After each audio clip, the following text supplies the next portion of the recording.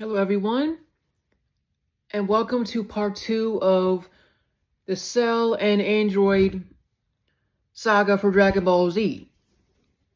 And before I go into that, if you're new here, first, I want to say thank you to all the people that support this great channel. Without all of you, I wouldn't be here from the very beginning, from up to now. So thank you to my supporters and showing this channel the respect it deserves. So thank you. Comment down below, like, share, and if you like what you see on this channel, I want to help it grow. We are so close to 200 subs, so if you want to help me reach that goal, please press the sub button down below and the notification bell. Other than that, ladies and gentlemen, let's continue and conclude this saga together. So, as I already said, towards the end of part 1, if you haven't seen it already, pretty much Cell is in his final form and announces these Cell games. And once he announces these Cell games, the Sea Fighters are a bit worried because Cell is a total a-hole in this saga, and so are the androids, but Cell most of all by this point. And Android 18 is a bit different because him and Krillin, I don't know, they get married and all that and have a kid. I don't know how that's possible, but it happened. And he did something for Android 18 as well. I'm not going to go into that in detail, but he did help her out in a certain way, so she doesn't hurt herself in the near future. That's all I can say about that. But basically, once the Sea Fighters are at the games, this wrestler, he acted all arrogant, calling her freaks and all that, and that was a joke to me. I was like not impressed. So if you see that fight between Cell and that wrestler, I'm sure everyone feels the same way about it. That was a joke. Until Goku steps in, and that's when the fight seriously starts. Because they throw hands left and right, pretty much. And Cell does something unpredictable. To make it more interesting, he blows up the fighting area that he made, so him and Goku can go at it without being trapped in a box, which I understand to a certain extent. And once that happens, Goku finally understood one thing.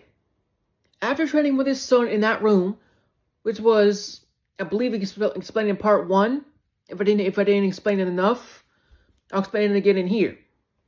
So, to fight Cell, Goku and Gohan, Vegeta and his son Trunks went in that room.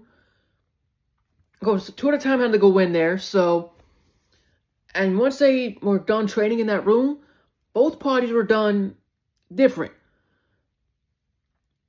Because Trunks earned something, Vegeta earned something, Gohan especially earned something, and so did Goku. And now to fast forward with this, once it got more serious and everything, Goku tapped out and wanted to put his son in. And once he spoke to his son, gave him motivation that he needed, Cell cooked his ass most of the time, until that one moment happened. Android 16. And I didn't mention this last time, so I apologize for that. There was an Android 16, 17, and 18, and 19 was a joke.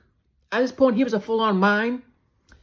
And the other one was a creator of all the androids. So, if I didn't make it clear enough during the first part. But pretty much after that, Cell's secret was revealed. If he didn't know what it was, I'll give a hint. He's not human, pretty much. And it involves the androids to a certain extent. That's all I can really say. So, pretty much, Cell cooks his ass, cooks Gohan left and right, with his new form that he earned. And he was not having it. And shortly after Android 16 met his end, I'm not going to say how, he finally found that inspiration and finally let his full power out, and Cell just panicked. Cell was talking shit, per usual, until Gohan revealed his true power, and he was arrogant. I'm not going to lie about it. Gohan was arrogant. Ever since he was 4 years old, he was getting his ass whooped. And we all know that. So, this is our first piece of power, and being a Super Saiyan. So he took his sweet-ass time trying to beat Cell. And when his dad told him to end it, he didn't. So Goku had to make the ultimate sacrifice to end this nonsense. And basically made that ultimate sacrifice. That didn't matter though. Because Cell came back and somehow took power from Goku before being wiped out. And killed a certain somebody in that group. I'm not going to say who. And basically, they were going at it. And the Cell Juniors were a pain in the ass as well. And they were going after the OG group, per usual. And Gohan was not having it with them. So he stomped them out.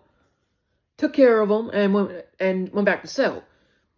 And Cell was a sore loser, pretty much.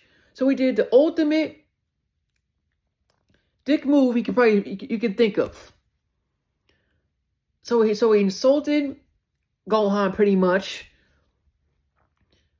and his dad was just not having it either, and motivating his son again because Gohan was just giving up by this point. After his arrogance led to this situation, and simply just did his thing, finally beat Cell, but it came at a cost. He lost his old man, and death was everywhere by this point. It was a mess. So when Cell was finally defeated by this point, and they were in a sacred place, things were turning back to normal. The victims were coming back to life, or coming back after Cell, and a certain group didn't come back because of Vegeta. That's all I got to say on that. And basically, Goku told them all that he didn't want to come back. If he came back, more danger would come through. And that was a true statement. Because all these instances happened because of Goku. Frieza, for instance, the androids, Cell, they all came after Goku because he was, I don't know, the martyr for their revenge or something. I don't know. But once that universe was saved, Trunks came back to his universe after training and dealing with Cell the whole 9 yards. He took his revenge on 18 and 17. And he was having fun while doing it. I'm telling you. And once he cooked them and took care of them for good, Cell was also there during his pathetic stage by that point. And after that, and basically prevented him from stealing his time machine again and prevented him from killing him. And took care of Cell once and for all, and the world was saved on both ends. And I give Trunks credit because he prevented certain things from happening, but still happened in a different way. Pretty much. If you've seen this already, then you know what I'm talking about. But if you haven't seen the Cell Saga or Android Saga, it's very complicated and involves time travel, and you really have to pay attention to it to understand the pieces falling into place and the sacrifices were made so the piece can happen. And Piccolo had to go through a lot of changes as well. And in conclusion to all this, if you're a fan of Dragon Ball Z and have the patience to see the 5-hour video, I would say go for it. And you'll understand why I'm not saying certain things for a lot of reasons. Other than that, I will conclude it with this. All I ask is to have patience with this. Don't skip over anything and see the whole thing. Once you do, you'll finally understand why am I saying certain things. So, and in conclusion to all this, if you like Dragon Ball Z when you were a kid and want to see it as an adult, you'll understand it more and understand the characters a whole lot more. And really appreciate the story and the creators who passed away, pretty much, and shows respect. With that closing in mind, that will finish the review section and the final part for the Cell and Android Saga. And I wanted to thank all of you for your appreciation for this channel, respect for it, and support for it. Without all of you, I wouldn't be here, so thank you.